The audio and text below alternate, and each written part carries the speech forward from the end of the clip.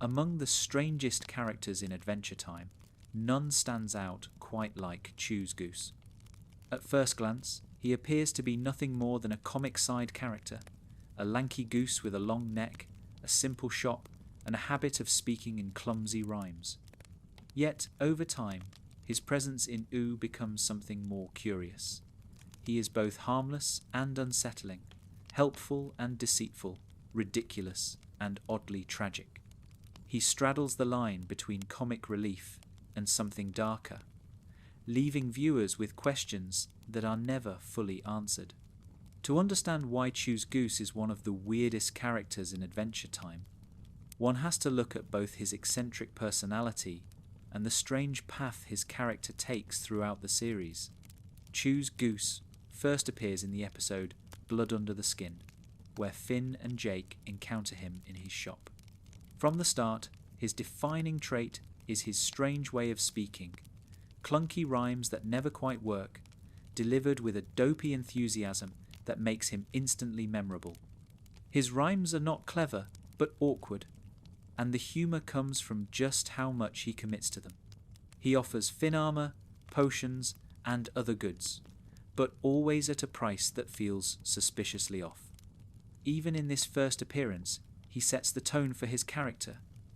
Weird, unreliable, but strangely endearing.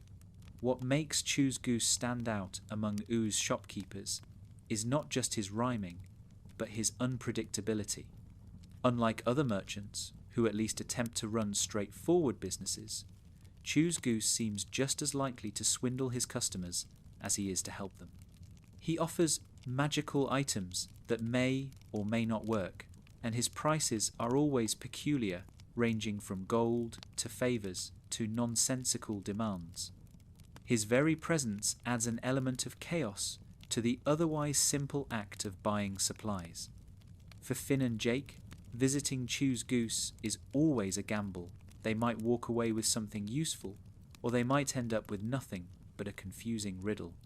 As Adventure Time progresses, Choose Goose pops up in a variety of episodes, always in his same strange role as the rhyming merchant. His appearances are often brief, but they leave a strong impression because of how out of place he feels, even in a world as strange as OO. Most characters, no matter how eccentric, have clear motivations or backstories. Choose Goose, however, remains a mystery. Where did he come from? Why does he rhyme? Why is his shop stocked with items of questionable value? The show never gives answers, and the lack of explanation only adds to his weirdness. One of the most memorable aspects of Choose Goose is the way his rhyming interacts with the tone of the show. Adventure Time often shifts between light-hearted comedy and deep, emotional storytelling. Choose Goose's rhymes, clumsy and awkward, usually arrive in moments of levity, breaking tension with humour. Yet because his rhymes are never quite right, they create a sense of unease as well. He is funny, yes, but also a little off-putting, like a joke that goes on just a little too long. This balance makes him stand out, even among the many quirky side characters in OO. Yet the strangest part of Choose Goose's character comes later in the series, when his role takes a darker turn. In Come Along With Me, the series finale, it is revealed that Choose Goose has fallen under the sway of Gumbald, one of the major antagonists. Once a silly background character, he is suddenly shown as a pawn in a larger conflict, working with someone who threatens the very stability of OO. The reveal is brief, but it adds an unexpected layer of darkness to his character. Was he always susceptible to manipulation? Did his constant rhyming and silliness mask a deeper vulnerability? The show never answers these questions directly, but the shift is striking. This twist makes Choose Goose one of the weirdest characters, not just because of his behaviour, but because of the way his role evolves. Most comic relief characters in Adventure Time remain comic relief. Tree Trunks, Shelby, even Peppermint Butler, they all have quirks, but their roles stay relatively consistent. Choose Goose, however, slips from harmless weirdness into something more unsettling. The idea that this goofy, rhyming merchant could be swayed by a villain as calculating as Gumball raises questions about how much of his weirdness was a mask and how much of it was genuine. It also fits into Adventure Time's broader theme that even the strangest side characters have depth. The world of Ooo is not just populated by heroes and villains, but by merchants, musicians, wanderers, and creatures who all have their own stories. Choose Goose embodies this theme perfectly. He seems like a one-note joke, yet he keeps returning, and when the series ends, he is caught up in events far larger than himself. His weirdness is not just about his rhymes, but about the way he slips between comedy and tragedy without warning. From a thematic perspective, Choose Goose represents the unpredictability of Ooo. Just as the land itself is a blend of whimsy and danger, he embodies both humour and unease. He is a reminder that in Adventure Time, nothing is ever just one thing. A silly goose in a hat can also be a pawn of a villain. A shopkeeper who sells rhyming riddles can also carry the weight of betrayal. He is funny, but he is also unsettling, and it is that tension that makes him one of the weirdest characters in the show. Choose Goose's legacy is not about power, influence, or even screen time. It is about the impression he leaves. He is remembered not because he shaped the fate of Ooo, but because he was so bizarre that he stood out in a world already filled with strangeness. His rhymes are clunky, his shop unreliable, his choices questionable, yet his presence lingers because he is unlike anyone else. In a series full of magical princesses, cosmic beings, and ancient wars, it is remarkable that a weird little rhyming goose remains so memorable. In a world filled with candy people, talking animals, and ancient cosmic beings, it takes a truly strange character to stand out as unsettling. Yet Ricardio the Heart Guy does exactly that. He is, quite literally, the living heart of the Ice King, but instead of being a simple, magical oddity, he emerges as one of the creepiest and most bizarre figures in Adventure Time. His design, his voice, his mannerisms, and his actions combine to create a character who is equal parts absurd and disturbing. Ricardio is not just weird because he is a sentient organ. He is weird because he embodies both the comedy and the horror that Adventure Time balances so well. Ricardio first appears in the episode Ricardio the Heart Guy, where Finn and Jake encounter him in the Candy Kingdom. At first, he seems charming, polite, and even sophisticated. With his deep voice, his smooth demeanour, and his exaggerated courtesy, Ricardio immediately stands apart from the colourful and often childlike residents of the Candy Kingdom. To Princess Bubblegum, he appears to be a refined gentleman, a stark contrast to many of the eccentric characters around her. But Finn quickly becomes suspicious, sensing that something is off about Ricardio despite his apparent charm. This suspicion proves correct, because Ricardio is far from a harmless suitor.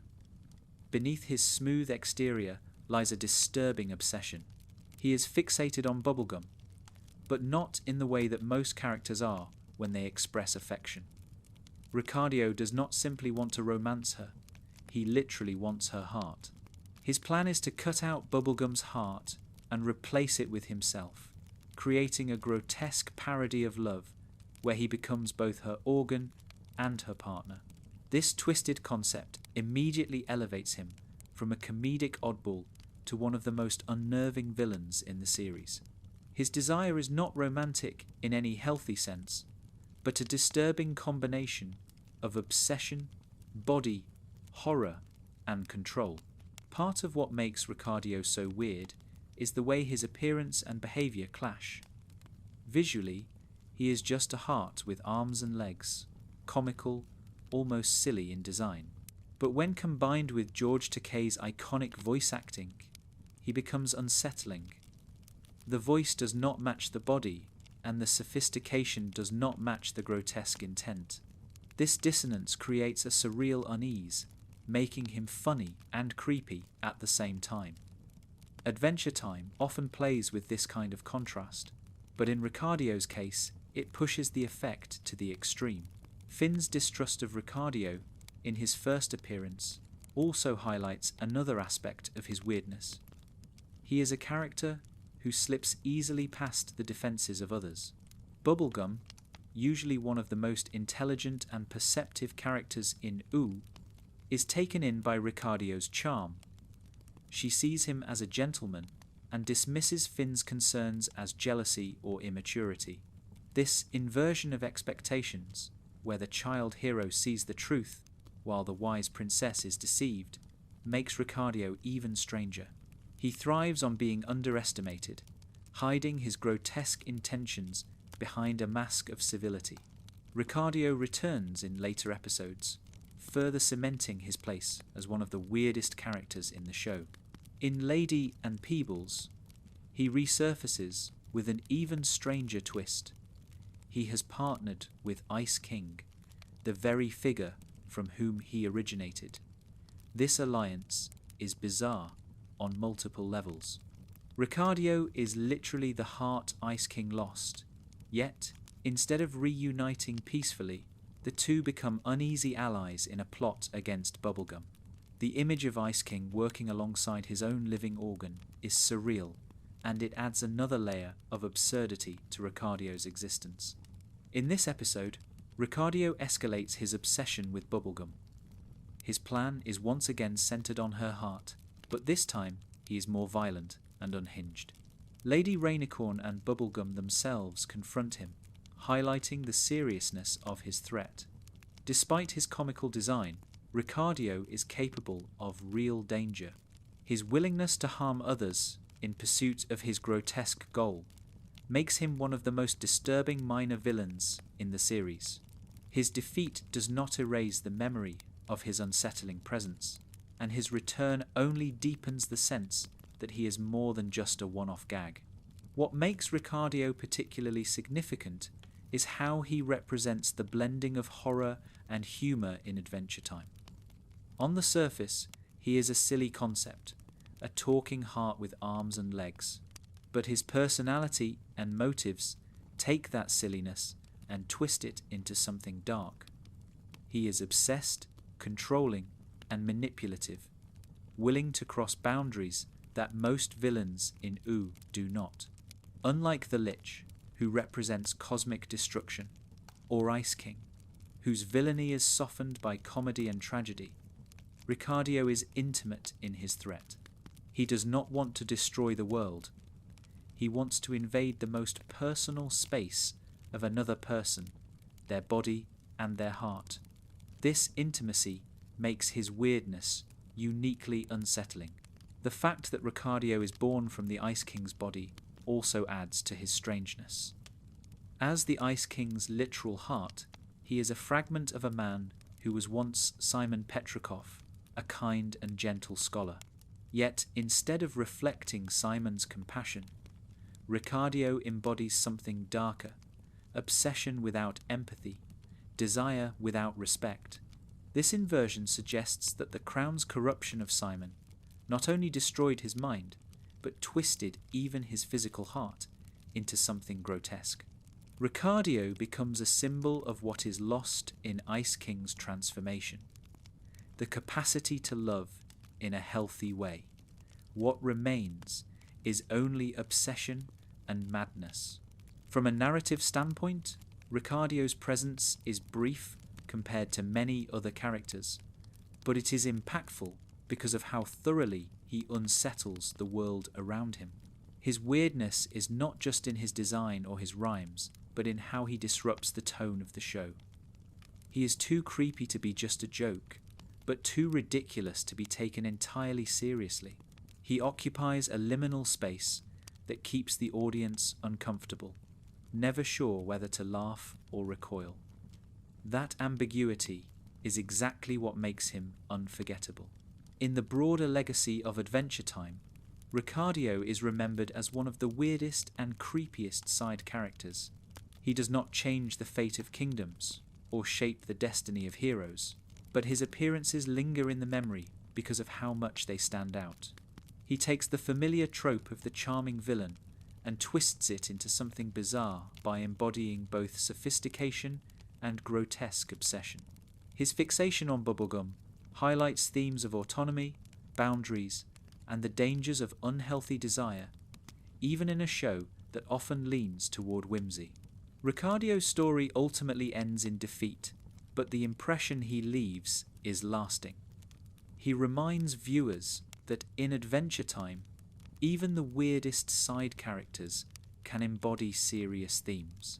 His obsession is disturbing, his design is absurd, and his role is brief, yet he captures the strange balance that defines Ooh itself, a world where comedy and horror coexist, where even a talking heart can be both funny and frightening. If there is one character in Adventure Time who embodies the unsettling side of weirdness more than almost anyone else, it is the Earl of Lemongrab. He is one of Princess Bubblegum's most infamous creations, and he quickly grew into a character who is both absurdly funny and deeply disturbing. From his shrill scream of "unacceptable" to his dysfunctional rule over the earldom, Lemongrab is a reminder that even in the playful, colourful world of Ooh, there are stories that push into the grotesque. His weirdness lies not only in his design and behaviour, but in the way his story explores themes of loneliness, dysfunction, and the consequences of unchecked creation. Lemongrab is introduced in the episode Too Young. At the time, Princess Bubblegum has been de-aged to 13 and can no longer serve as the ruler of the Candy Kingdom. In her absence, Lemongrab, a lemon-headed being she once created, steps forward to claim leadership. From the moment he appears, he is strange. His body is lanky and stiff, his voice is shrill and piercing, and his mannerisms are exaggerated to the point of discomfort. He screams at the slightest provocation, reacts irrationally, and seems completely unfit for leadership. Yet because Bubblegum is too young to rule, Lemongrab legally becomes the Earl, and his brief rule is marked by chaos. What makes Lemongrab so weird in this introduction is how out of sync he feels with the rest of Ooh. The Candy Kingdom is full of quirky and whimsical characters, but most of them have a charm or sweetness to their oddness. Lemongrab, by contrast, is abrasive and hostile. He does not inspire affection, but discomfort. His obsession with control, his paranoia, and his inability to relate to others make him feel alien even among candy people. While other characters' weirdness is funny or endearing, Lemongrab's weirdness is unsettling, skirting the edge of horror. Over time, Lemongrab's character becomes more complex. In You Made Me, it is revealed that his dysfunction stems from his isolation. As Princess Bubblegum's first failed experiment in creating life, he was abandoned and left without companionship. His loneliness grows into bitterness, fueling his erratic behaviour. When Bubblegum eventually creates Lemongrab 2, a clone of the Earl to serve as his companion, the story takes an even stranger turn. The two Lemongrabs form a dysfunctional bond, oscillating between cooperation and violent conflict. Their relationship is one of the most bizarre in the series, marked by codependency, rivalry, and eventual cannibalism. The idea of a character literally eating his clone is one of the darkest moments in Adventure Time, and it cements Lemongrab as one of the weirdest figures in the show. In Too Far, Lemongrab's dysfunctional relationship with Lemongrab 2 reaches its climax when one consumes the other, becoming a grotesque fusion. This act is both horrifying and absurd, pushing the boundaries of what can be shown in a cartoon. It is played with a mix of humour and dread, but the underlying themes are serious: isolation, self-destruction, and the inability to coexist even with oneself.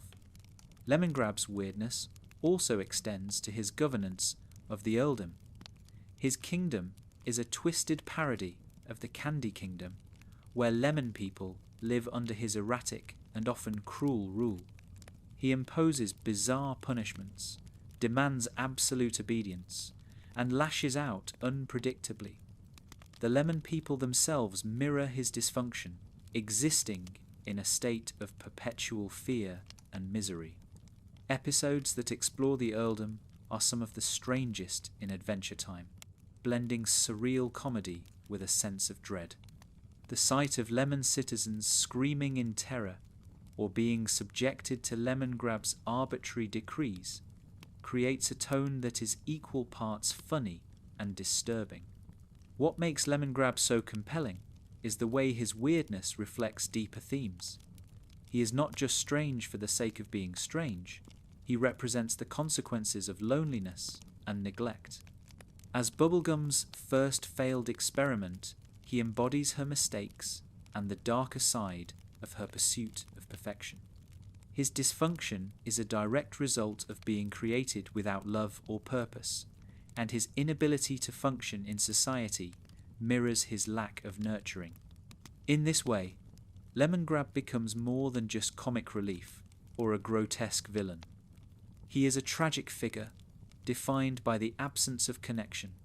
Despite his unsettling behaviour, Lemongrab occasionally shows glimpses of vulnerability. There are moments when he expresses his loneliness or his desire for acceptance, and these moments complicate his character. He is not purely evil, but a being struggling with emotions he cannot control. His loud, erratic outbursts mask a deep insecurity, and his cruelty toward others often reflects his own inner turmoil. These layers make him one of the most complex, weird characters in the series, capable of evoking both laughter and pity. In the larger context of Adventure Time, Lemongrab serves as a contrast to the show's more hopeful portrayals of love and community. While Jake and Lady Rainicorn build a family, and Bubblegum and Marceline reconcile after centuries, Lemongrab remains trapped in dysfunction. His attempts at companionship fail, his rule is marked by misery, and his identity is fractured. He represents what happens when connection fails and loneliness festers. His weirdness is not just in his screaming or his lemon-shaped head, but in the way his story turns comedy into tragedy. By the end of the series, Lemongrab's role diminishes, but his legacy remains. He is remembered for his catchphrases, his grotesque fusion with his clone, and his bizarre rule over the earldom. He does not undergo the kind of redemption arc that some other characters receive, but he remains one of the most memorable figures in OO, precisely because of how weird and unsettling he island. His existence is a reminder that not all stories in Adventure Time are about triumph or reconciliation. Some are about failure, dysfunction, and the strangeness of life when it does not fit neatly into order. If the Earl of Lemongrab is already one of the strangest creations in Adventure Time, then the arrival of his clone, Lemongrab 2, takes that weirdness to another level. The clone begins as an attempt to solve the Earl's loneliness, but instead it creates one of the most bizarre and unsettling relationships in the series. Together, the two Lemongrabs form a partnership that is equal parts comical and disturbing, a reflection of dysfunction and dependency that spirals into grotesque self-destruction. Their story is strange, not only because of their personalities, but because of what they reveal about identity, companionship, and the dark side of creation. Lemongrab 2 is introduced in the episode You Made Me, when Princess Bubblegum realizes that the original Lemongrab's instability is rooted in his isolation. As her first failed experiment in creating life, the Earl has no companions or peers, only subjects whom he rules over erratically and abusively. To remedy this, Bubblegum creates a clone, an identical Lemongrab meant to serve as his equal and companion. At first, the plan seems sound. With someone like himself to relate to, the Earl might find balance, stability, and a sense of belonging. But in true Adventure Time fashion, the solution only deepens the strangeness. The two Lemongrabs quickly form a bond that is unsettling in its intensity. They finish each other's sentences, laugh in their piercing shrieks, and develop an almost obsessive closeness. Their companionship is portrayed with a mix of humour and discomfort, as their synchronised behaviour makes them appear less like friends and more like two halves of the same dysfunctional whole. Instead of resolving the Earl's loneliness, the clone amplifies his instability, creating a bizarre codependency. One of the strangest aspects of their partnership is how quickly it escalates into dysfunction. While they begin by finding joy in each other's company, their relationship soon becomes marked by rivalry and conflict. Each Lemongrab wants control, each wants validation, and their similarities make compromise impossible. They oscillate between harmony and hostility, sometimes working together seamlessly, other times clashing in violent outbursts. This unstable bond reflects the central weirdness of the clone concept. By creating an identical version of someone already unstable, Bubblegum has not solved the problem, but doubled it. The weirdness reaches a disturbing peak in the episode Too Far, where the tension between the two Lemongrabs boils over. Obsessed with asserting dominance, one eventually consumes the other, resulting in a grotesque fusion into a single, distorted Lemongrab. This act of cannibalism is one of the darkest moments in Adventure Time, both horrifying and absurd. The imagery of one Lemongrab literally eating his twin is unsettling enough, but the implications are even stranger. It suggests a desperate attempt to resolve identity conflict through destruction, to achieve wholeness by erasing the other. The result, however, is not balance, but monstrosity. This fusion highlights the tragic side of the Lemongrab's story. Instead of companionship, they end in self-destruction. Instead of balance, they collapse into grotesque dysfunction. The clone, created to solve loneliness, only intensifies it, because true companionship cannot be manufactured through duplication. The Earl does not need another version of himself. He needs understanding and acceptance from someone different. The clone, by being a mirror, only reflects his flaws back at him, and in the end, he cannot tolerate the reflection. The Lemongrab clone arc also raises deeper questions about identity and selfhood. What does it mean to interact with a version of yourself? Can two identical beings truly coexist without rivalry? The series suggests that when isolation and dysfunction define a person, duplicating them only multiplies the problem. The clone does not heal the Earl's loneliness, but instead forces him to confront himself in the most literal and uncomfortable way possible. The weirdness of their relationship is not just in the screaming and the cannibalism, but in the existential horror of being unable to live with oneself. Despite the grotesque outcome, the Lemongrab story is also tinged with comedy. Their shrill voices, exaggerated mannerisms, and synchronized antics are absurd enough to provoke laughter, even as the underlying themes are dark. Adventure Time thrives on this balance, blending horror with humour in ways that leave viewers both amused and unsettled. The Lemongrab clone is a perfect example of this, turning what could have been a simple gag about duplication into one of the most bizarre and memorable arcs in the show. By the time the fused Lemongrab rules the earldom, the clone's individuality has been erased, but his influence lingers. The Earl is no longer just one strange figure, but a grotesque hybrid of two, embodying the failure of manufactured companionship. His people continue to suffer under his erratic rule, and his isolation remains unresolved. The clone, intended as a solution, becomes part of the problem, leaving the story darker and stranger than it began. In the larger tapestry of Adventure Time, the Lemongrab clone stands out because he transforms a single weird character into a saga of dysfunction. The introduction of Lemongrab, too, adds depth to the original Earl's story, pushing it into territory that is both tragic and grotesque. It shows how attempts to fix loneliness through artificial means can backfire, and how companionship requires more than mere duplication. The weirdness of the clone is not just in his existence, but in the way his story unfolds, spiraling from comedy into horror.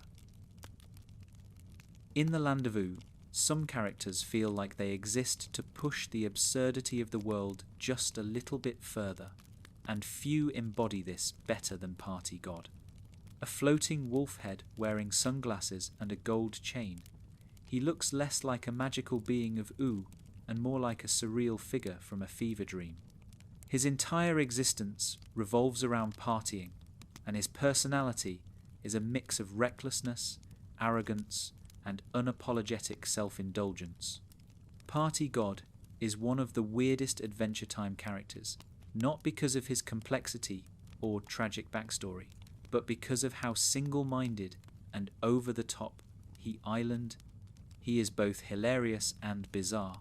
A reminder that in Oo, even divine beings can be ridiculous. Party God makes his first major appearance in the episode Power Animal. Finn is kidnapped by a group of gnomes who hope to use his energy to fuel their destructive machine, and Jake is left to rescue him. Unfortunately, Jake finds himself constantly distracted by his own laziness and lack of focus. To counter this, he calls on Party God for help. The introduction of Party God in this episode sets the tone for everything he represents. Instead of a noble mentor or wise deity, Jake's divine connection is a floating wolf head who embodies nothing but the spirit of endless rages. He encourages Jake to embrace chaos, distraction, and excess, hardly the qualities one would expect from a godlike figure. What makes Party God so strange is how completely out of place he feels, even in a world as bizarre as Oo. Other cosmic or divine beings, such as the cosmic owl or Prismo, carry a sense of mystery or gravitas. Party God, by contrast, is pure parody. He speaks in exaggerated slang, acts with reckless abandon, and treats life like one long party. He is less a deity than a caricature of a stereotypical frat boy, dropped into the magical landscape of Adventure Time without explanation. His sheer randomness makes him one of the weirdest figures in the series, because he defies any attempt to fit him into Oo's larger mythology. Despite his absurdity, Party God does have real power. In Power Animal, he bestows energy and motivation upon Jake, helping him focus long enough to rescue Finn. This detail makes him even weirder. He is not just comic relief, but an actual source of magical aid. His abilities are loosely defined, but his influence is tangible. It is bizarre to think that the force enabling Jake to save Finn from destruction comes not from a wise mentor or a powerful artifact, but from a floating wolf head obsessed with partying. The juxtaposition of his silly personality with his real abilities makes him memorable. Party God returns in later episodes, further emphasizing his strangeness. In The Party's Over, Isla de Señorita, he is seen attending a massive party on a giant island. The entire storyline is as surreal as his character, with Party God at the center of chaos, encouraging excess and revelry. He is portrayed as the ultimate embodiment of indulgence, someone who thrives only when surrounded by noise, crowds, and unending celebration.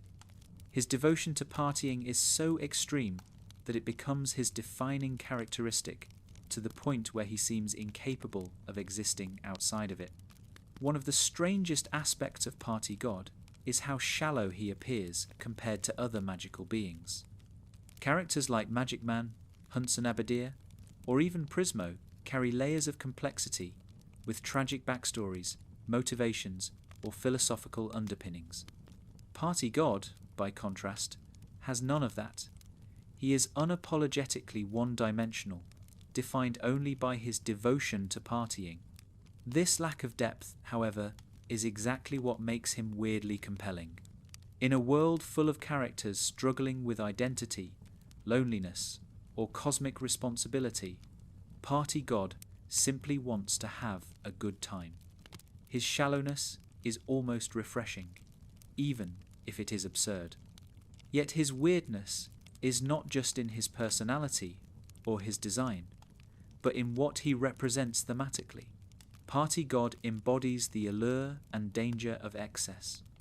He is fun, charismatic, and full of energy, but he also distracts and derails those who follow him. Jake's reliance on Party God in Power Animal is framed as both helpful and risky.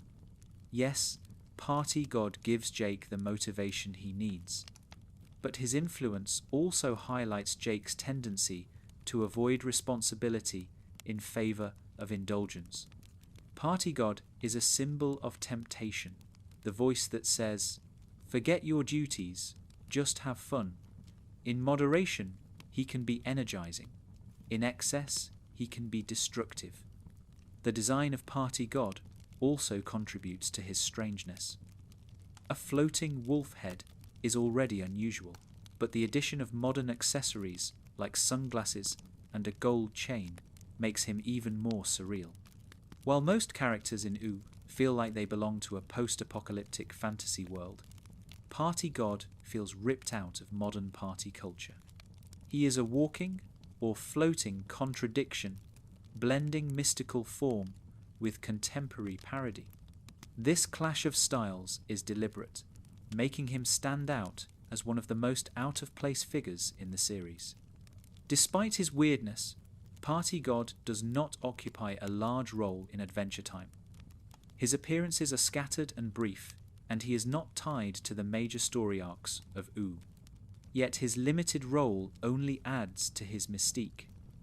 He is like a bizarre dream that drifts in and out of the story, leaving the audience both amused and confused. Why does he exist? Where does he come from? Why is a wolf head in charge of partying? The series never explains, and the lack of explanation makes him even stranger. In the larger legacy of Adventure Time, Party God is remembered as a symbol of the show's willingness to embrace pure absurdity. Not every character needs a tragic backstory or a cosmic purpose. Sometimes, a character can exist simply to be ridiculous, to embody a single exaggerated idea. Party God is weird because he is unapologetically shallow, but he is also fun, memorable, and surprisingly important in his own small way. He represents the part of OO that is surreal and comedic, the part that refuses to be taken too seriously. Adventure Time is filled with strange characters, but few are as simultaneously pathetic, endearing, and bizarre as Abracadaniel. Introduced as a bumbling wizard with little magical ability and an awkward personality, Abracadaniel is one of those figures who feels like he belongs on the sidelines of OO, yet he continually drifts into the main action in ways that are both funny and unsettling. His very presence often changes the tone of an episode, swinging from absurd comedy to quiet tragedy. He is weird not because he is evil or grotesque, but because he embodies vulnerability in a world where strength and power usually dominate. Abracadaniel first appears in the episode Wizard Battle, where he competes in a magical tournament held in Wizard City. Surrounded by powerful wizards who wield destructive spells and impressive abilities, Abracadaniel stands out as weak and hapless. His magic is unimpressive, his posture is timid, and his personality is meek. Yet he still participates, eager to belong among his peers, despite clearly being out of his depth. From the very beginning, his character captures the strange balance between comedy and sympathy. He is ridiculous, but he is also relatable, the underdog who wants to fit in, even though he never quite measures up. What makes Abracadaniel particularly weird is how he seems completely oblivious to how out of place he island. While other wizards posture and boast, he shuffles awkwardly, speaking in a high, nasally voice that contrasts sharply with the grandeur of the event. He does not seem to realize just how unimpressive he looks compared to the others, and that obliviousness makes him both funny and sad. Adventure Time excels at creating characters who feel larger than life, but Abracadaniel feels small, insecure, and ordinary in the strangest possible way. Despite his lack of magical talent, Abracadaniel is not completely useless. He has a gentle nature that contrasts with the arrogance of many other wizards, and he occasionally demonstrates small flashes of real ability. In Wizard Battle, he survives longer than expected, largely because he is overlooked by the more dangerous competitors. This strange luck, combined with his persistent optimism, makes him more resilient than he first appears. His presence is a reminder that strength in OO does not always come from raw power, but sometimes from perseverance and the ability to survive despite one's limitations. Abracadaniel reappears in later episodes, and each time he does, his weirdness becomes more apparent. In Playdate, he spends time with Tree Trunks, another character defined by her oddness, and the combination is hilariously uncomfortable. Their interactions highlight his awkward social skills, as he struggles to express himself in ways that are either too much or not enough. He often says the wrong thing at the wrong time, creating moments of cringe-worthy humour that make him stand out. Unlike characters who are deliberately funny, Abracadaniel is funny because of how painfully awkward he island. One of the strangest aspects of Abracadaniel is how the show occasionally hints at a darker or more complicated side to him. In Thanks for the Crabapples, Giuseppe, he joins a group of misfit travellers on a surreal journey that blurs the line between comedy and melancholy. Here, his awkwardness takes on a more tragic tone, as he seems to be searching for belonging in a world that never quite accepts him.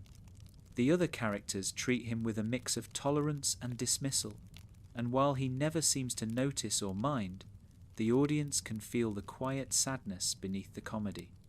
Abracadaniel is weird, not only because of his voice and mannerisms, but because he is one of the few characters in OO who seems genuinely lost. Later in the series, his role in Wizard City expands, showing him interacting with more of the magical community. Even there, among supposed peers, he remains out of step, treated as a misfit despite his status as a wizard. His weirdness is magnified by the contrast. Surrounded by beings of immense power, he is clumsy, insecure, and constantly underestimated. Yet despite all this, he remains cheerful, never losing the strange optimism that defines him. His resilience in the face of ridicule is both admirable and unsettling, because it raises the question of whether he truly does not notice the mockery, or whether he is simply too desperate for acceptance to care. The design of Abracadaniel also contributes to his weirdness. With his long limbs, pale skin, drooping features, and nervous expression, he looks less like a powerful sorcerer and more like a caricature of awkwardness. He does not inspire awe, but discomfort. His very appearance is a visual joke, yet his persistence in calling himself a wizard creates a surreal contrast. He is a parody of the archetypal wizard, not wise, not powerful, but bumbling and insecure. And yet, because Adventure Time thrives on turning parody into pathos, he becomes more than a joke. Thematically, Abracadaniel represents the idea that weakness and vulnerability have a place in Ooh just as much as power and strength. His weirdness is not in being a villain or a monster, but in being painfully human in a world of gods and warriors. He is awkward, insecure, and often embarrassing, yet he is also compassionate, persistent, and surprisingly brave in his own way. In this sense, he highlights one of Adventure Time's central themes, that everyone, no matter how strange or small, has value.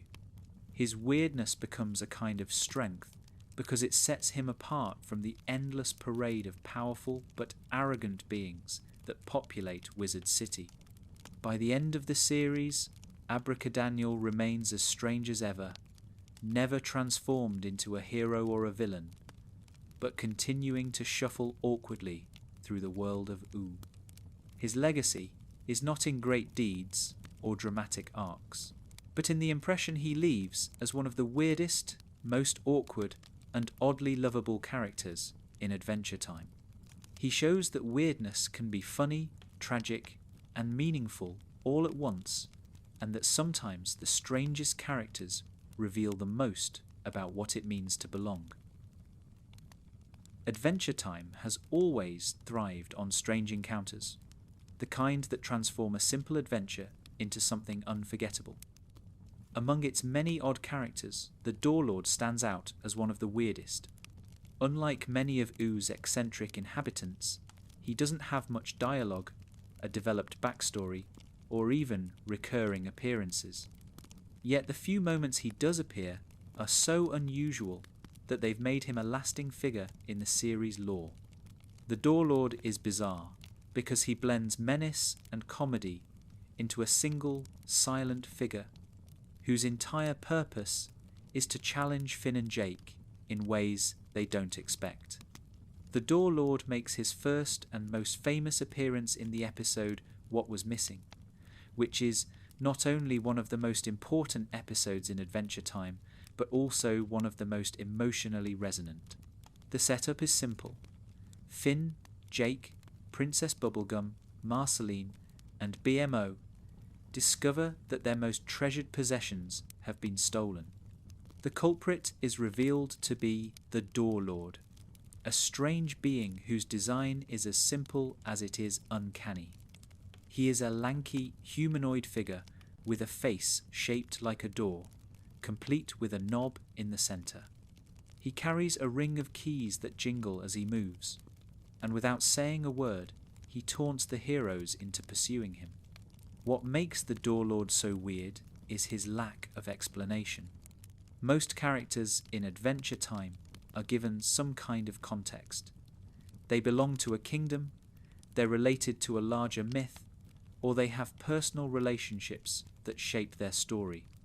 The Door Lord, by contrast, appears from nowhere, steals from the main cast, and sets up an obstacle that forces them to confront their own emotions. He is less a person than a catalyst, a silent trickster whose motives remain entirely unclear. Why does he steal? Why does he force his victims to sing in order to reclaim their treasures? These questions are never answered, and the mystery is what makes him so strange. The challenge the Door Lord sets up is equally bizarre. In order to get back their stolen possessions, Finn and the others must unlock a magical door that only responds to a genuine, heartfelt song. This is where the episode's emotional weight comes in, as the characters' efforts to sing reveal truths about themselves and their relationships. Marceline's raw, confessional song exposes her complicated feelings toward Princess Bubblegum, while Bubblegum's more controlled tune reflects her guarded personality. Finn's final song, What Am I to You, becomes the key to uniting the group and opening the door. The Door Lord's role in all this is silent but pivotal. Without him, the characters would never be pushed to such vulnerability. His weirdness lies in how he serves as an agent of emotional honesty, despite being such a strange, unexplained figure. The design of the Door Lord adds to his strangeness. His face, shaped like a door, is unsettling in its simplicity. He does not speak, only gestures and jingles his keys, creating a surreal presence that feels almost dreamlike. He is humanoid enough to be recognizable, but alien enough to be unnerving. The jingling of his keys becomes his voice, a sound that lingers in the episode as a constant reminder of his trickster role. Unlike other villains or obstacles, he doesn't fight, threaten, or destroy. He simply forces the characters to confront themselves. This indirect style of antagonism makes him stand out as one of Adventure Time's weirdest creations. The Door Lord appears again, briefly, in Reign of Gunters. Here, he shows up as part of the chaos unleashed when the Ice King's penguin army causes havoc across Ooo. In this context, he is less significant, appearing more as a background oddity than as the emotional catalyst he was in What Was Missing. Yet, even in this minor appearance, his presence is strange. The fact that such a mysterious figure reappears at all suggests that he is not a one-off gag, but part of the strange fabric of Ooo. Still, the show never explains who he is, where he comes from, or why he does what he does. The mystery remains intact, and the weirdness deepens. Thematically, the Door Lord represents the idea that growth often comes through challenges that make no sense on the surface. His theft is not about greed, but about pushing others to reveal themselves. In What Was Missing, he creates a scenario where the characters must strip away their defenses and express what they truly feel, even if it hurts. This is especially true for Marceline and Bubblegum, whose strained relationship is hinted at in ways that would only later be confirmed by the series. In this way, the Door Lord is not just a thief, but a strange, silent guardian of emotional truth. His weirdness lies in how he embodies something profound without ever speaking or explaining himself. The Door Lord also stands out because of how much he contrasts with other antagonists in Adventure Time.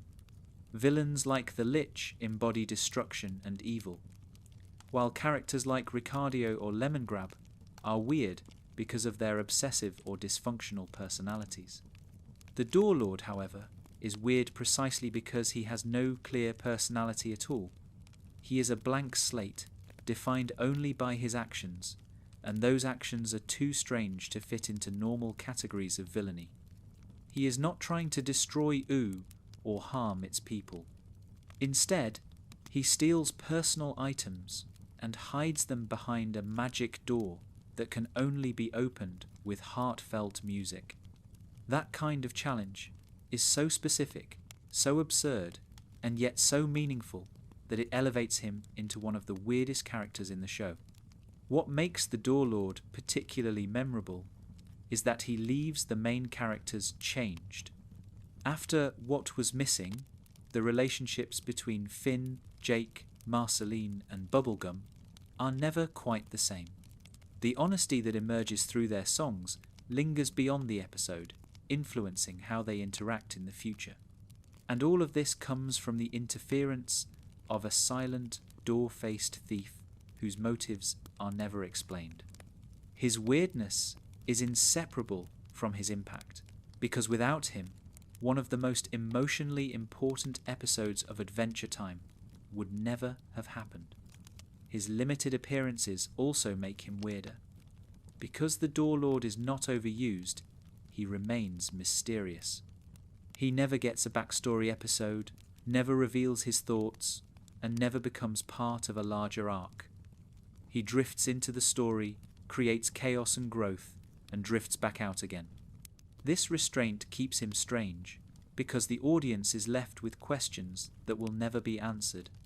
In a show that often explains its cosmic mythology in great detail, the Door Lord remains an enigma, a reminder that not everything in OO can be explained. In the grand scheme of Adventure Time's weird characters, the Door Lord occupies a unique niche. He is not cosmic like the King of Mars, not absurdly joyful like James Baxter, and not creepy like Ricardio. Instead, he is a silent trickster, a being whose weirdness lies in his mystery and his impact. He may not appear often, but when he does, he reshapes the emotional landscape of the story. That combination of mystery, surreal design, and deep narrative influence is what makes him one of the weirdest characters in the series. Among the countless odd characters scattered throughout Adventure Time, few manage to capture the sheer joy of absurdity quite like James Baxter the horse. Unlike many of the strange beings in UU, James Baxter is not threatening, tragic, or even deeply tied to the plot. He is a horse who balances on a ball, neighs his own name as he performs, and somehow manages to lift the spirits of nearly everyone he encounters. His presence in the series is brief but unforgettable, embodying the show's ability to turn the silliest ideas into something strangely profound. James Baxter is one of the weirdest characters, not because of menace or complexity, but because of how purely, unapologetically whimsical he island. James Baxter first appears in the episode aptly titled James Baxter the Horse. The story begins with Finn and Jake encountering the titular horse while he performs for a crowd. Standing on a beach ball, James Baxter rolls back and forth while neighing James Baxter in an oddly soothing and cheerful way. The act is simple and nonsensical, yet it produces an immediate reaction in the people of OO, joy. Characters who are sad, angry, or distressed break into laughter and smiles at the mere sight and sound of him. The sheer absurdity of his act is matched only by its effectiveness, making him one of the strangest and most delightful figures in the land. What makes James Baxter so weird is the total lack of explanation for his existence. There is no backstory, no mythology, no attempt to justify why a horse performing on a ball is such a transcendent force of happiness. The show simply presents him as he is, and the world accepts him. Even in a land where candy people walk around and cosmic entities interfere in mortal affairs, James Baxter feels like something else entirely. A pure gag that transcends its silliness to become a symbol. The fact that his only dialogue is his own name, delivered in a cheerful neigh, only adds to his surreal charm. The effect James Baxter has on Finn and Jake is central to his weirdness. After watching him effortlessly bring happiness to others, they decide to try it themselves, hoping to spread joy in the same way. Their attempts are clumsy, awkward, and ultimately unsuccessful. They balance on a ball, imitate his voice, and try to copy his performance, but they only end up frustrating themselves and confusing the people around them.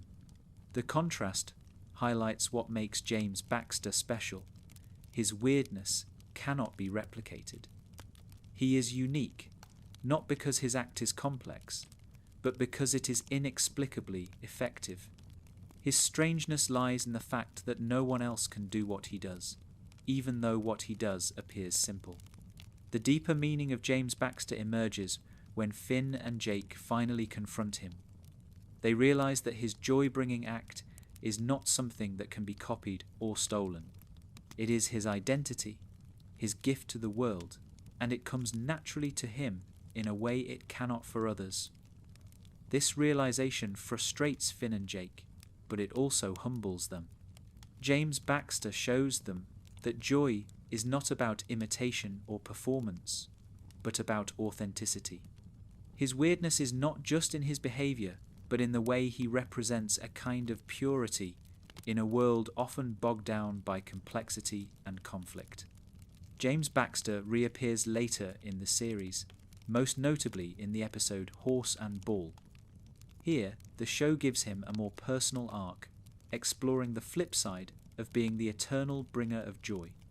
In this episode, James Baxter becomes depressed, tired of constantly performing for others and carrying the burden of always being cheerful. The horse who once spread happiness effortlessly now struggles with his own emotions, reminding viewers that even the strangest and most joyful beings are not immune to sadness.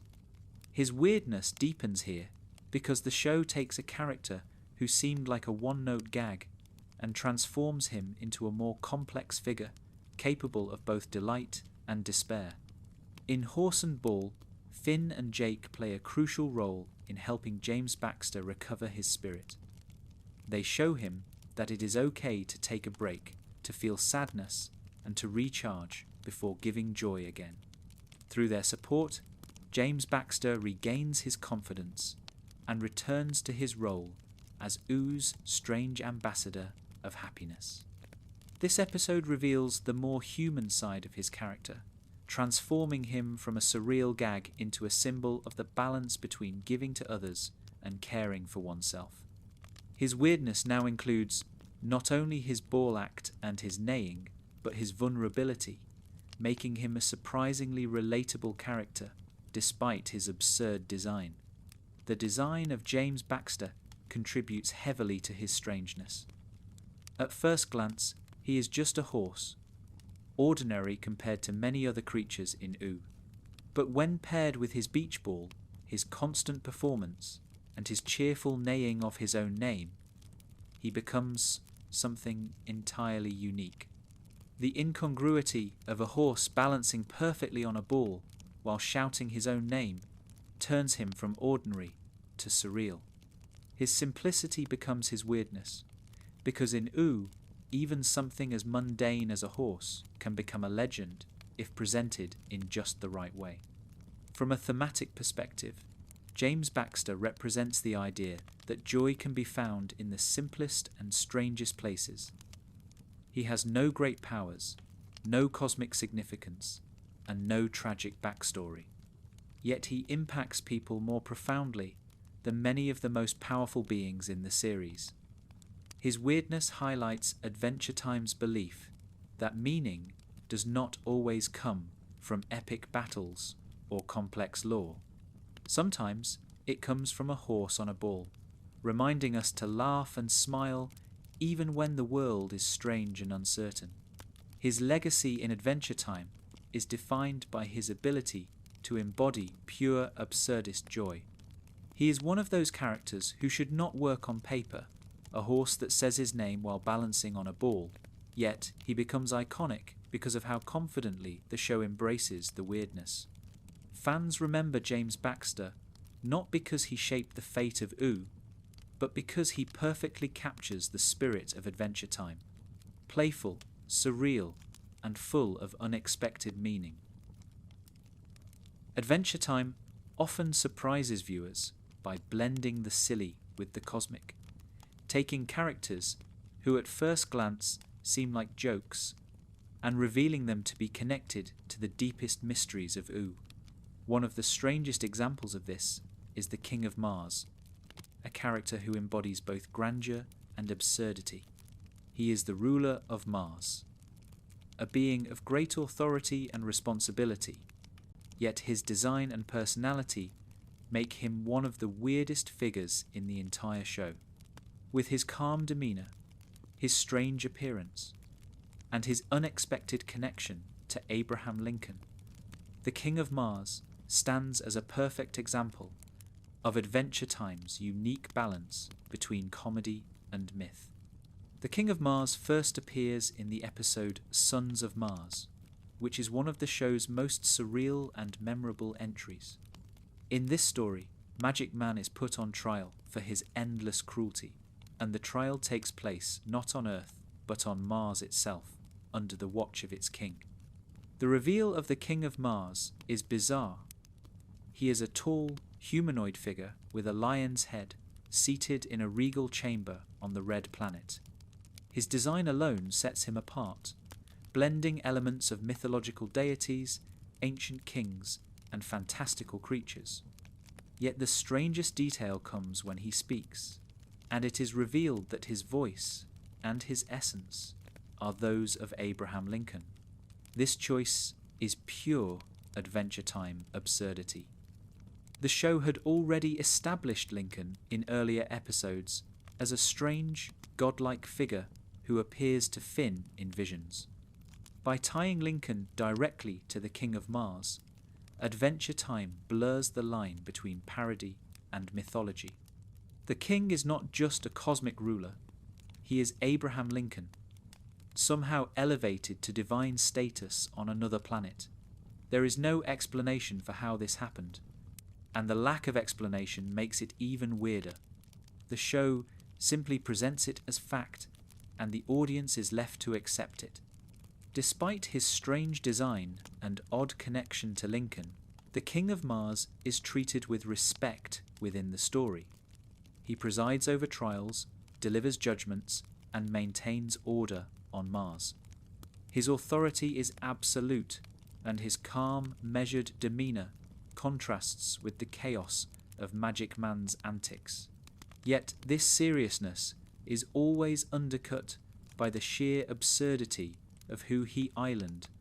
He is a lion-headed figure, voiced by Abraham Lincoln, ruling over Martians with total sincerity. This tension between the ridiculous and the profound is what makes him one of the weirdest characters in the show. The King of Mars plays a crucial role in Sons of Mars when Finn and Jake become entangled in the trial of Magic Man. Through a series of chaotic events, Jake is accidentally sentenced to death, and Finn must intervene to save him. The king, despite his authority, shows compassion and fairness, ultimately sacrificing himself to allow Finn and Jake to return safely to Earth. His death is as strange as his life. He willingly gives up his own existence, transferring his essence to Abraham Lincoln's earthly form, who then resumes his strange role as a cosmic guardian. This blending of comedy, mythology, and sacrifice highlights the king's unique place in Adventure Time's lore. What makes the King of Mars especially weird is how seamlessly the show integrates him into its broader cosmology. On one hand, he is a bizarre gag, tying Abraham Lincoln to Martian royalty for no apparent reason. On the other, he is a serious and important figure, whose decisions shape the fate of multiple characters. He is not dismissed as a joke, but woven into the fabric of Ooze mythology, showing that in Adventure Time, even the strangest ideas can carry weight. The design of the King of Mars emphasizes this duality. His regal robes, lion's head, and cosmic setting make him look like a figure out of myth, someone who might belong in an ancient epic. Yet his voice and demeanour constantly remind the audience of Lincoln, a historical figure grounded in reality. This combination creates a surreal clash that is funny, unsettling, and strangely effective. He is both majestic and absurd, a ruler who commands respect even as his very existence makes no sense. Thematically, the King of Mars represents the blending of order and absurdity. Mars itself is portrayed as a place of strange laws and cosmic justice, where beings like Magic Man are held accountable for their actions.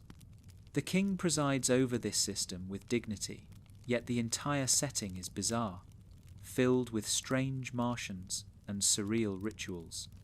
The king embodies the idea that even in the most absurd settings, there can be structure and meaning. He is a figure of authority in a world that refuses to be logical, a lion-headed Lincoln who holds the universe together. His sacrifice in Sons of Mars also deepens his character, showing that beneath the weirdness lies a true sense of nobility. By giving up his life to save Finn and Jake, he proves himself to be more than just a gag.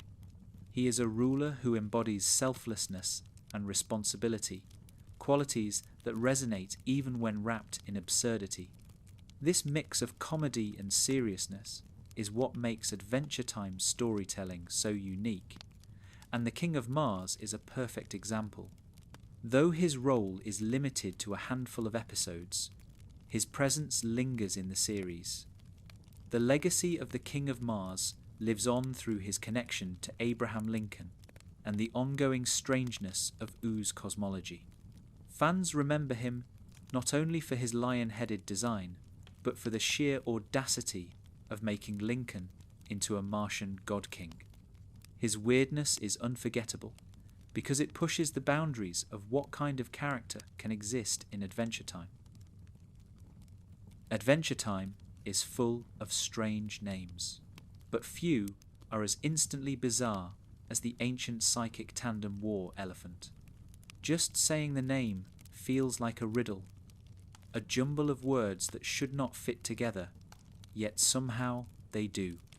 And when this character finally appears on screen, it is clear that the name is not a joke, but a literal description.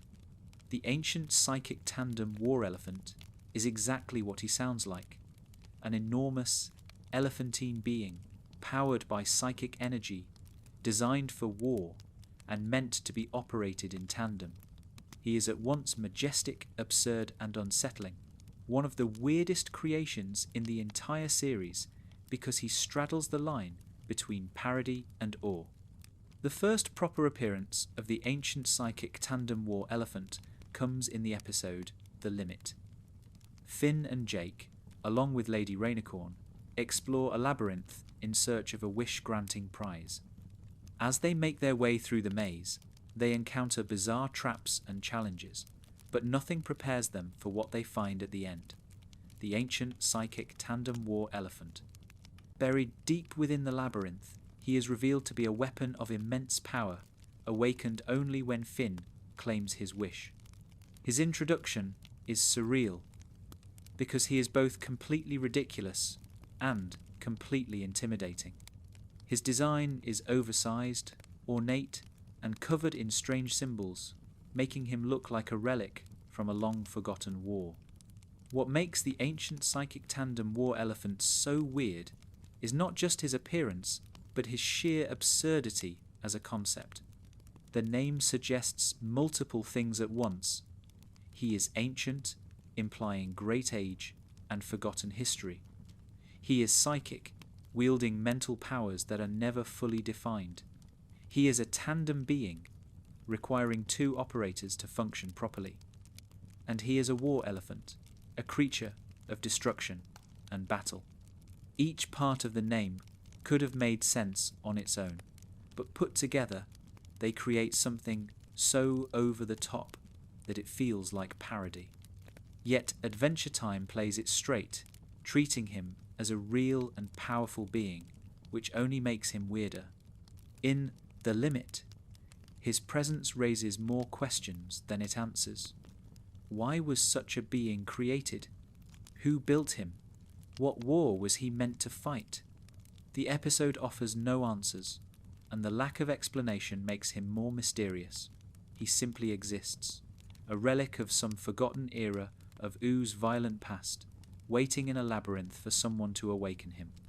The fact that Finn and Jake stumble upon him by accident only adds to the strangeness.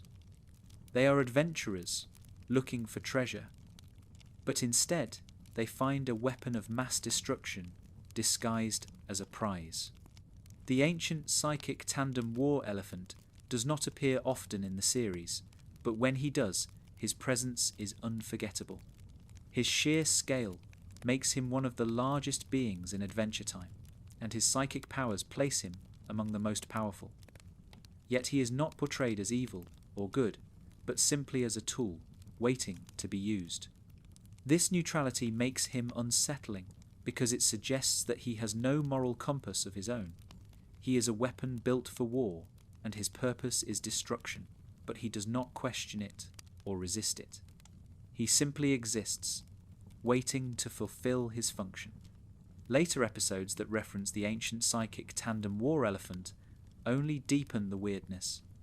In The Limit, he is awakened but not fully utilized, and in subsequent appearances, he remains a figure of mystery rather than a fully explained character. This restraint keeps him strange, because he never becomes normalized. He is not given a backstory, a personality arc, or even much dialogue. He remains enigmatic, defined by his name, his design, and the sheer oddity of his existence. From a thematic perspective, the ancient psychic tandem war elephant represents the remnants of Oo's forgotten wars. The show often hints at the Mushroom War and other ancient conflicts that shaped the land, leaving behind strange artifacts, ruins, and weapons. The elephant is one such relic, a reminder that Oo is built on layers of destruction and rebuilding. His presence suggests that there were once conflicts so immense that beings of his scale and power were necessary. Yet now he lies dormant, useless, in a world that has moved on. This mix of history, absurdity, and forgotten violence makes him one of the weirdest, but also one of the most haunting characters in the show. The design of the ancient psychic tandem war elephant reinforces this. He is mechanical, yet organic, ancient, yet futuristic, a strange blend of styles that makes him hard to categorize. His enormous size and ornate details make him awe-inspiring, but his very existence feels wrong, as though he should not be part of Oo's whimsical landscape. Unlike James Baxter the horse, or party god, who bring humour through absurdity, the elephant brings unease. He is absurd, yes, but he is also intimidating, reminding viewers that Adventure Time's world is built on contradictions. In many ways, the elephant also highlights one of Adventure Time's core storytelling strengths: the refusal to explain everything. His weirdness is preserved precisely because the show never answers the questions he raises. Viewers are left to wonder who created him, what wars he fought in, and why he was sealed away. By resisting the urge to explain, the show allows him to remain a mystery, a figure whose weirdness comes not from what is shown, but from what is left unsaid.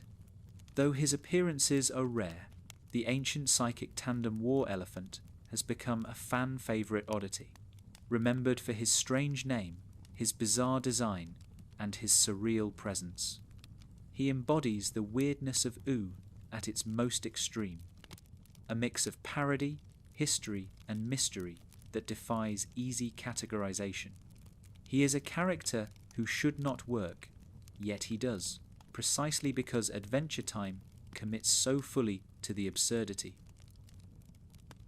Adventure Time is a show where dreams often hold as much weight as reality, and few characters embody that strangeness more than the cosmic owl. At first glance, he appears to be little more than a giant owl with a deep, echoing voice who shows up in people's dreams.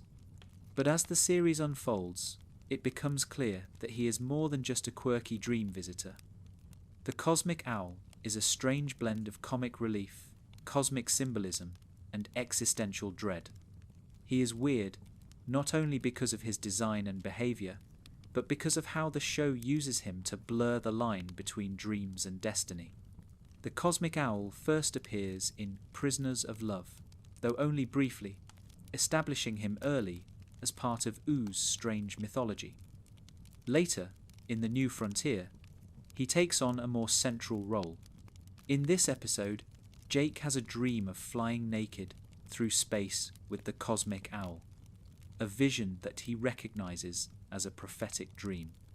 In Adventure Time, any dream that features the cosmic owl is considered significant, a sign that destiny is at work. This connection elevates the cosmic owl from a simple oddity to a harbinger of fate.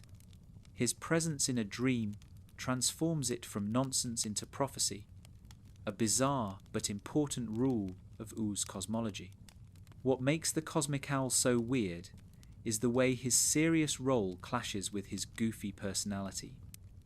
Despite being a symbol of destiny, he is awkward, casual, and sometimes even incompetent. He speaks with a booming voice, but his mannerisms are not those of a wise or dignified figure. Instead, he often seems distracted, confused, or even annoyed by his role. He does not embody the solemnity one might expect from a being tied to fate. He feels more like someone who stumbled into the job and never quite mastered it. This contrast between cosmic importance and casual incompetence makes him one of the strangest characters in the show. In The New Frontier, the Cosmic Owl's presence sets off a chain of events that leads to Jake's acceptance of mortality. Believing that the dream is a prophecy of his own death, Jake embraces the idea and prepares himself for the end, only to survive when the circumstances shift. The Cosmic Owl's role here is both funny and unsettling. On one hand, the idea that a giant owl in a dream dictates destiny is absurd. On the other, the dream forces Jake to grapple with one of the deepest themes of Adventure Time: the inevitability of death. The Cosmic Owl's weirdness lies in how he forces characters to confront existential truths through the most surreal and comical imagery. The owl appears again in later episodes, including King Worm and Cosmic Owl, where his role as a dream being is expanded. In Cosmic Owl, viewers get a rare look at his private life, and the result is as weird as one might expect. Despite being a cosmic figure, he lives in a run-down apartment, complete with ordinary furniture and the sad trappings of a mundane existence. He eats cereal, worries about his responsibilities, and generally acts less like a divine being and more like a lonely, ordinary person. This bizarre juxtaposition of cosmic power and domestic banality is what makes him so uniquely strange.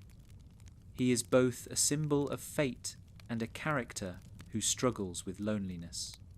The Cosmic Owl's relationship with Prismo adds another layer to his weirdness.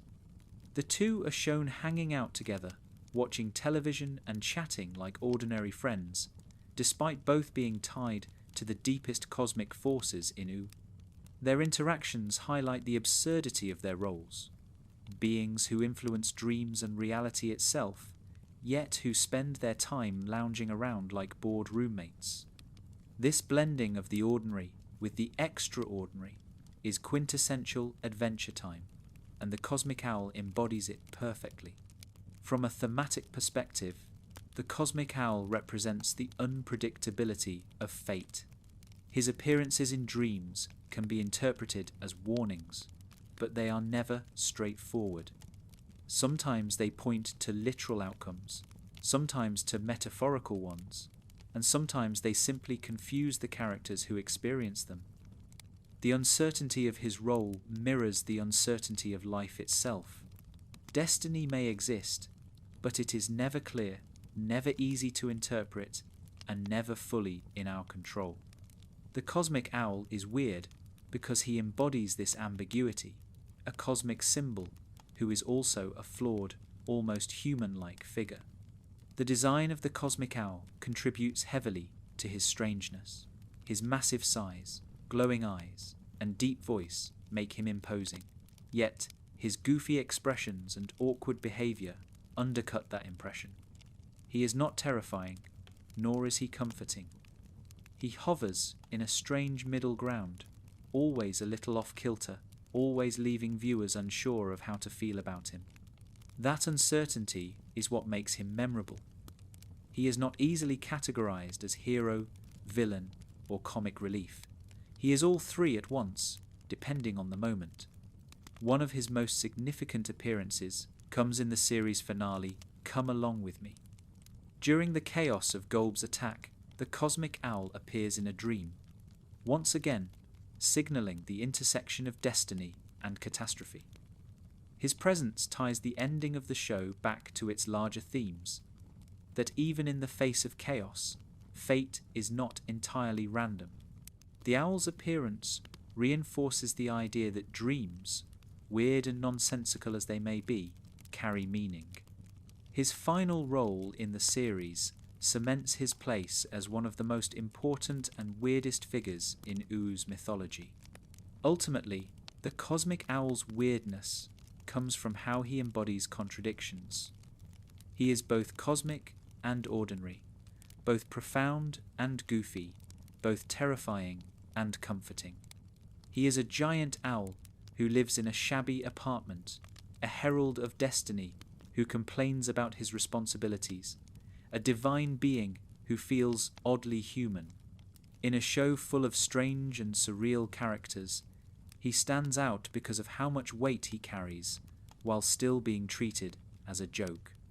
Adventure Time thrives on characters like this, who blur the line between parody and profundity, and the Cosmic Owl is one of the best examples. In a world filled with candy people, vampires, wizards, and cosmic entities, it's almost funny that one of Adventure Time's weirdest characters is also one of its smallest. Shelby the worm is tiny, often overlooked, and lives inside Jake's viola, yet his personality, voice, and strange storylines make him unforgettable. His weirdness doesn't come from overwhelming power or bizarre design, but from how much character the show manages to pack into such a little creature. Shelby is both comic relief and an odd source of surprising depth, showing that in Ooh, even the tiniest beings have big personalities and strange adventures of their own. Shelby first appears in My Two Favourite People, where Finn and Jake casually reveal that he lives in Jake's viola. At first, he seems like nothing more than a quirky background gag, a worm who occasionally pops out of the instrument to offer commentary. His design is simple: a small, green worm with a high-pitched voice and a habit of delivering snarky or awkward lines. Yet even in this small role, he immediately stands out because of how confidently he acts despite his size. While Jake is laid back and Finn is excitable, Shelby often provides dry humour, undercutting the chaos with his tiny but sharp personality. As the series goes on, Shelby is given more focus, and his weirdness becomes more apparent.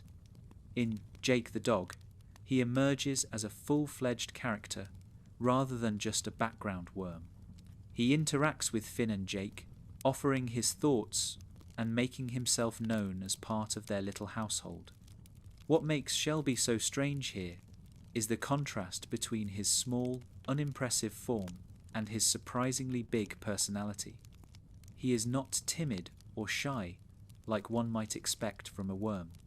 Instead, he is outspoken, sarcastic, and sometimes even a little rude. His voice, provided by Pendleton Ward himself, adds to the weirdness, because it is exaggeratedly squeaky and comical. One of Shelby's most memorable appearances comes in the episode Little Brother, where he literally splits himself in half, creating a sibling named Kent. The premise is absurd. Shelby, tired of being too small and too limited in his abilities, decides to cut himself in two, resulting in the birth of his brother. Kent is essentially just another worm, but with a more earnest and heroic personality. Together, the two worms go on a bizarre little side adventure, showing that even the tiniest creatures in Ooh can have their own epic quests. The fact that Shelby can casually create siblings by splitting himself adds another layer of strangeness to his already weird existence. In Little Brother, Shelby's character is explored in more detail, and his weirdness becomes more nuanced. He reveals his frustration at being overlooked and underestimated, admitting that he wants more out of life than being just a worm in a viola. This sense of ambition is both funny and oddly touching, because it highlights Adventure Time's ability to give even the strangest side characters real emotional depth. Shelby may be small and silly, but he has dreams, desires, and frustrations like anyone else. His decision to create Kent is weird, but it also reflects his longing for purpose and connection. Another layer of Shelby's weirdness comes from his occasional role as the straight man in situations that are far stranger than He Island. While he is undeniably weird in his own right, compared to cosmic owls, war elephants, or lemon-headed earls, Shelby sometimes seems almost normal. He often reacts to absurd events with sarcasm or exasperation, serving as a kind of audience surrogate who points out how bizarre everything Island. This role makes him weird in a meta sense. He is both part of OO and a commentator on its strangeness. Shelby's design also contributes to his uniqueness. Unlike most Adventure Time characters, who are colourful and expressive, Shelby is simple and understated. He is just a little worm, barely more than a green squiggle with eyes. Yet this simplicity contrasts with his personality, making him stand out more than if he had been designed as another elaborate candy person or magical creature. His weirdness lies in the gap between how he looks and how he acts. He is tiny, but he talks big. He looks unimpressive, but he constantly asserts himself in conversations and adventures. In later appearances, Shelby continues to show up as a quirky side character, often in unexpected moments. He pops out of Jake's viola to comment on situations, adds sarcastic remarks, and occasionally plays a bigger role in small subplots. His recurring presence makes him one of the most enduring minor characters in the series, which is strange considering how small and seemingly insignificant He Island. That persistence highlights Adventure Time's central theme, that everyone in OO, no matter how weird or small, has a place in the story. Thematically, Shelby represents the idea that size does not dictate importance. In a world where gods and monsters roam freely, a worm can still have personality, ambition, and influence. His weirdness lies in the fact that he defies expectations.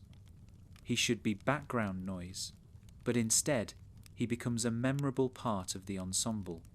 His adventures, his sarcasm, and even his strange ability to create siblings all combine to make him far weirder than his design suggests. By the time the series ends, Shelby's legacy is secure as one of Adventure Time's strangest and most beloved side characters. He never drives the main plot, never saves OO from destruction, and never undergoes a grand transformation. Yet his weirdness ensures he is remembered. He is proof that in Adventure Time, even the smallest, simplest creature can leave a big impression. Shelby the Worm may be tiny, but his personality is huge, and his strange little adventures stand as some of the most charmingly weird moments in the show. Adventure Time is full of strange twists, but few are as unexpected as the revelation that Tree Trunks, the sweet little elephant who bakes apple pies and lives on the edge of the Candy Kingdom, is married to an alien. Out of all the quirky side characters in the series, Tree Trunks has always stood out for her combination of grandmotherly sweetness and unpredictable strangeness. She is soft-spoken, cheerful, and obsessed with romance. But beneath that gentle exterior, she often displays surprising boldness and even recklessness.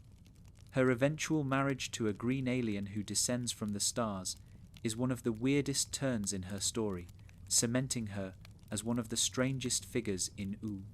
Tree Trunks is introduced early in the series as a friend to Finn and Jake, eager to join them on adventures despite her fragile appearance. Her defining traits are her politeness, her romantic nature, and her obsession with baking apple pies. She speaks in a high-pitched, quavery voice, reminiscent of an elderly woman, and at first she seems like comic relief, too frail to be of much use on dangerous quests. But her very presence in those adventures establishes her weirdness, because she does not fit the mold of a typical adventurer.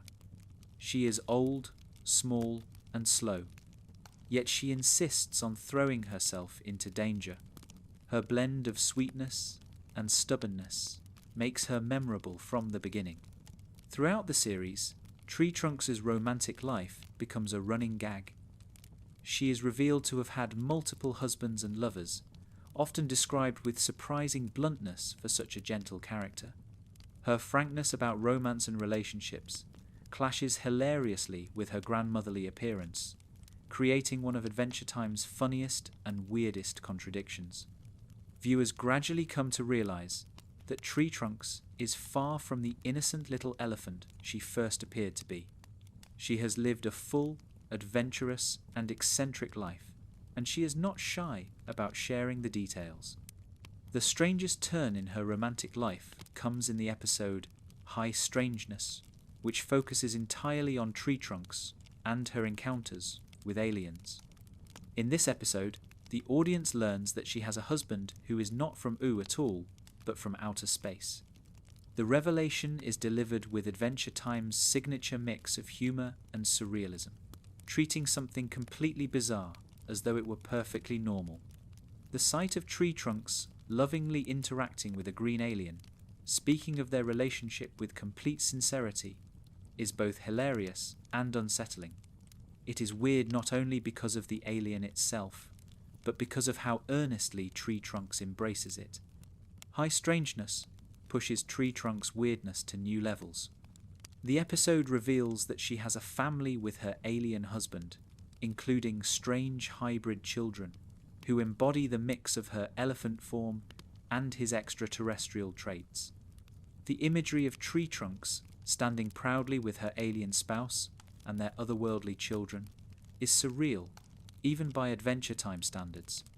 The show does not frame it as a joke or a one-off gag, but as a genuine part of her story. Tree Trunks, who once seemed like a harmless side character obsessed with pies, is now revealed to be part of an intergalactic love story.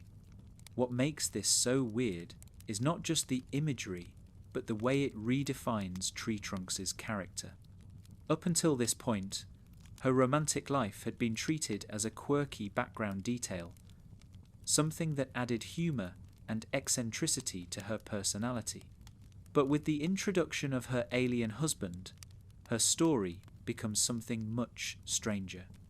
She is no longer just a quirky old elephant with a love for romance. She is now a character whose life extends beyond the boundaries of Ooo into the stars themselves. Her weirdness lies in the gap between her outward appearance, gentle, grandmotherly, domestic, and the wild, cosmic reality of her relationships. The alien husband himself is barely explained, which makes him even stranger. He is green, humanoid, but otherworldly, and affectionate toward Tree Trunks. The show does not reveal where he came from, why he is on Earth, or how he and Tree Trunks even met. This lack of explanation heightens the absurdity, because the audience is left to accept their relationship at face value.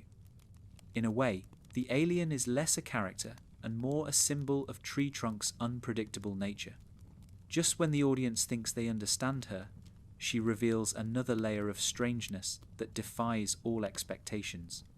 From a thematic perspective, Tree Trunks' alien husband represents the idea that love in Ooo knows no boundaries. Just as Jake and Lady Rainicorn bridge the divide between species, and Bubblegum and Marceline reconcile centuries of conflict, Tree Trunks bridges the gap between worlds. Her love story is the strangest of them all, yet it fits perfectly into Adventure Time's broader theme that connection can exist anywhere, even between the most unlikely of beings. Her weirdness becomes a kind of affirmation of the show's message, that love is unpredictable, strange, and sometimes incomprehensible, but always valid. The design of the alien husband adds to the weirdness of their story. He is not flashy or majestic, but simple and stereotypically alien in appearance, green skin, otherworldly features, and a calm demeanour. His plain design makes him stand out less as a character and more as a concept, as if the show wanted to emphasize the absurdity of Tree Trunks' situation without overcomplicating it. The juxtaposition of her small, wrinkly elephant body next to his tall, alien form is visually funny, but it is also strangely touching. Their love looks ridiculous, but it feels sincere. In the larger legacy of Adventure Time, Tree Trunk's alien husband is remembered as one of the show's strangest twists. Fans often cite High Strangeness as an episode that epitomizes the weirdness of the series, blending humor, romance, and surreal imagery into something unforgettable. The alien husband is not a major character, nor does he appear often, but his existence changes how audiences see Tree Trunks forever. She is no longer just a quirky side character with a funny voice and a love for pies. She is a deeply weird figure whose life is stranger than anyone could have imagined. Among the candy people of Oo, there are plenty of strange and quirky personalities, but Mr. Cupcake manages to stand out as one of the weirdest. At first glance, he looks like an ordinary candy citizen. A cupcake, shaped body with arms and legs, cheerful frosting on top, and the same simple design language that defines much of Princess Bubblegum's kingdom.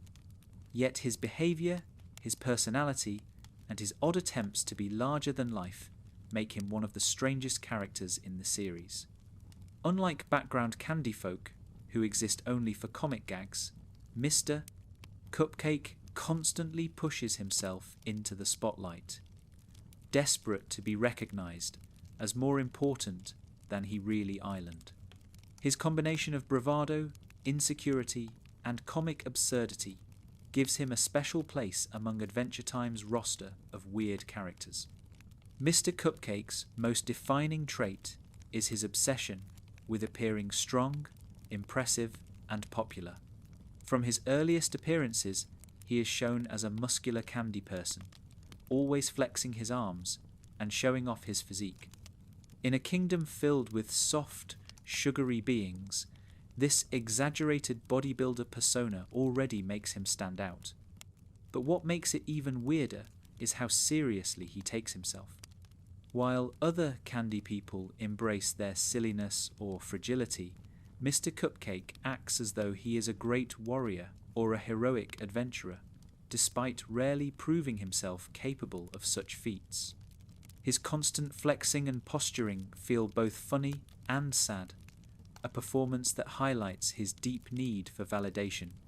One of the most notable episodes featuring Mr. Cupcake is Frost and Fire, where Finn manipulates Flame Princess and Ice King into fighting so he can relive the excitement of their earlier battle. During the chaos, Mr. Cupcake shows up, flexing and trying to impress Flame Princess, but his attempts are laughably ineffective.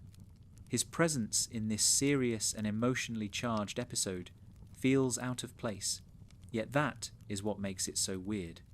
He exists in his own little world of showing off and being noticed, regardless of whether the situation calls for it. This disconnect from the tone of the story highlights how bizarre his character truly island. In Vault of Bones, Mr. Cupcake once again tries to push himself into the role of a serious adventurer. Alongside Finn, Flame Princess, and Cinnamon Bun, he joins a dungeon crawl, eager to prove himself as strong and useful. Yet throughout the adventure, he is shown to be more of a liability than an asset. His obsession with appearances gets in the way of actual progress, and his lack of real skills becomes obvious. The contrast between his muscular build and his incompetence creates a strange kind of humour that defines his character. He is a parody of the macho hero archetype, but played so straight that it becomes surreal. What makes Mr. Cupcake weird is not just his incompetence, but his desperation. Unlike other candy people, who are often content with their simple lives, Mr. Cupcake seems constantly unsatisfied. He craves recognition, power, and romance, yet he rarely achieves them. His need to be seen and admired often backfires, leaving him humiliated or ignored. This cycle of overconfidence and failure makes him both funny and a little tragic. He is weird because he embodies the insecurity of wanting to be more than you are, exaggerated to absurd proportions in the form of a candy bodybuilder. His design reinforces this strangeness. On one hand, he is a cupcake, a small and silly dessert that should be harmless and adorable. On the other, he is given exaggerated muscles, a square jaw, and a swaggering presence. The clash between his soft, sugary form and his hyper-masculine persona is inherently bizarre.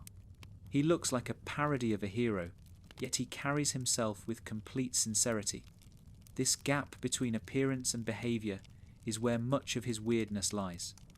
Mr. Cupcake's relationships with other characters also highlight his strangeness. He is often seen trying to impress women, particularly Flame Princess, but his advances are awkward, shallow, and unsuccessful. He treats romance as another arena in which to show off, reducing affection to a performance rather than a genuine connection. This approach makes him both ridiculous and uncomfortable to watch, because he is so out of touch with how others perceive him. Unlike Jake and Lady Rainicorn, whose relationship is grounded in genuine love, or Finn, whose romantic struggles are sincere, Mr. Cupcake approaches love as if it were a bodybuilding competition, and the results are predictably disastrous. Despite his flaws, there are moments when Mr. Cupcake shows a softer side, suggesting that his bravado masks insecurity. He is deeply concerned with how others see him, and his constant flexing can be read as overcompensation for a lack of self-worth. In this sense, his weirdness becomes relatable because it reflects a very human struggle, the desire to be admired and respected, even when you don't know how to earn it. Adventure Time often uses humour to explore real emotions, and Mr. Cupcake is a perfect example of this. Beneath the silliness, his weirdness reflects the awkwardness of trying too hard to be something you're not. In the larger context of Ooh, Mr. Cupcake serves as a reminder that even the Candy Kingdom, with its cheerful citizens and pastel colours, contains strange and insecure individuals. He contrasts with characters like Peppermint Butler, who hides dark secrets beneath his polite exterior by being openly ridiculous. Where Peppermint Butler's weirdness is rooted in hidden darkness, Mr.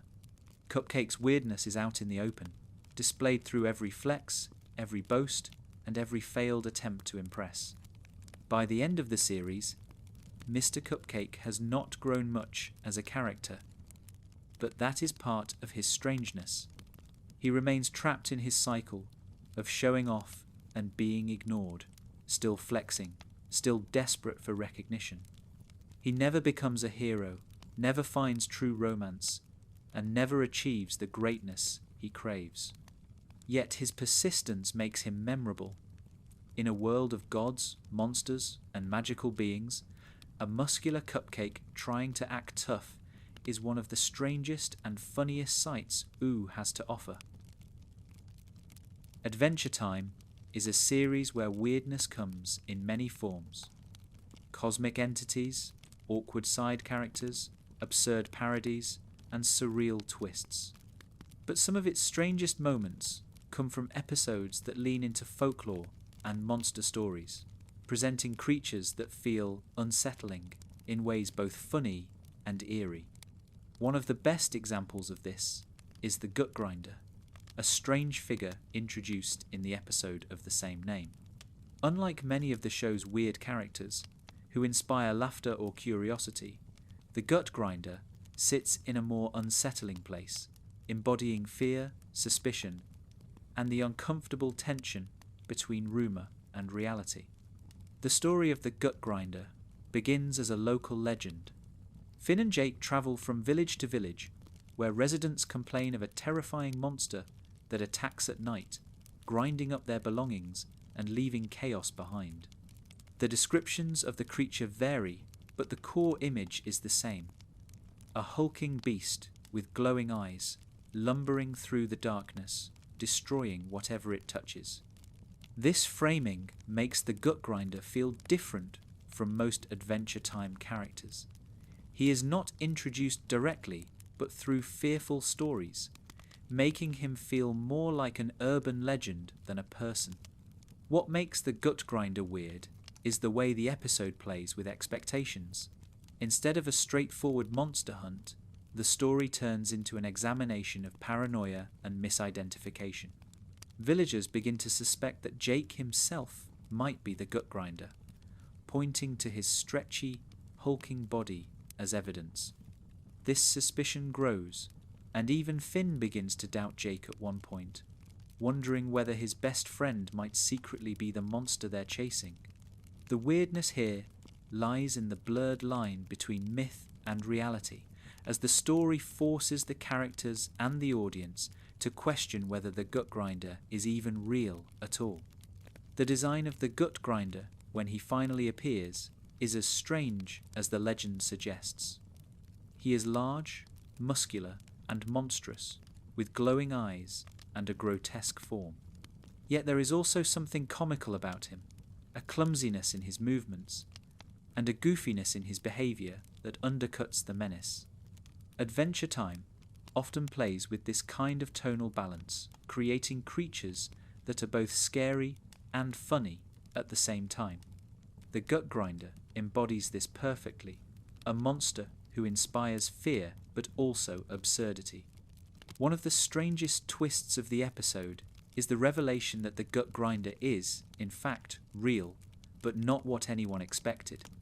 After all the suspicion directed at Jake, the actual monster is revealed to be a large, strange creature who simply goes around grinding up gold because he loves it.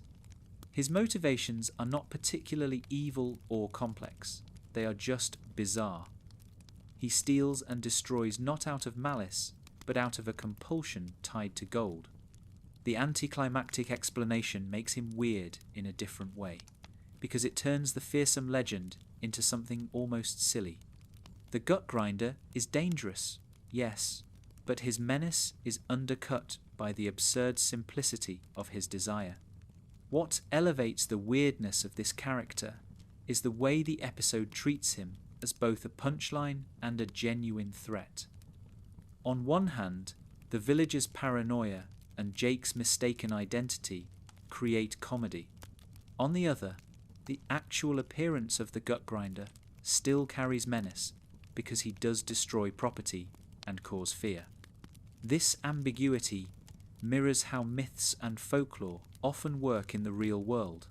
A creature that may or may not exist, exaggerated by rumour, and, when finally revealed, both less and more strange than expected. Thematically, the Gut Grinder episode explores the danger of suspicion and prejudice. The villagers' eagerness to blame Jake shows how fear can lead to irrational accusations. The Gut Grinder himself, when revealed, is less frightening than the fear he inspired.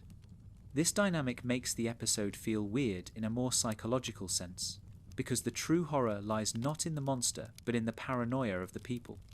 In this way, the Gut Grinder becomes a symbol of how stories and rumours can distort reality, creating monsters when none exist, or exaggerating the strangeness of what is real. Another layer of weirdness comes from the fact that the Gut Grinder does not reappear in later episodes. Unlike characters such as Ricardio, Lemongrab, or Choose Goose, who develop arcs or recurring roles, the Gut Grinder is a one-off figure whose entire existence is confined to a single story. Yet his impact is strong enough to linger in viewers' memories precisely because he embodies Adventure Time's willingness to go into unsettling territory and then undercut it with absurdity. His weirdness is preserved by his brevity, as he remains a strange, unresolved figure from the folklore of Ooh. The design and concept of the gut grinder also tie into Adventure Time's broader themes of mutation and transformation. Ooh is a land shaped by the Mushroom War and centuries of magical fallout, and many of its strangest beings are the result of these forces. The gut grinder fits into this pattern, looking like something that could have been warped by radiation, magic, or both. His monstrous form, paired with his oddly specific obsession, makes him feel like a creature who should not exist but does anyway. He is not cosmic like the King of Mars, or silly like James Baxter. He is folkloric, a monster who feels like he emerged from the collective fears of Ooh's people. In the larger legacy of Adventure Time, the Gut Grinder is remembered as one of the strangest and most unsettling minor characters. He represents the show's ability to take a simple idea, a monster in the dark, and twist it into something surreal, funny, and meaningful. His existence highlights how Adventure Time balances comedy and horror, never letting the audience settle comfortably into one or the other. The Gut Grinder is weird not only because of his design and behaviour, but because of the way his story reflects deeper truths about fear, rumour, and the nature of monsters.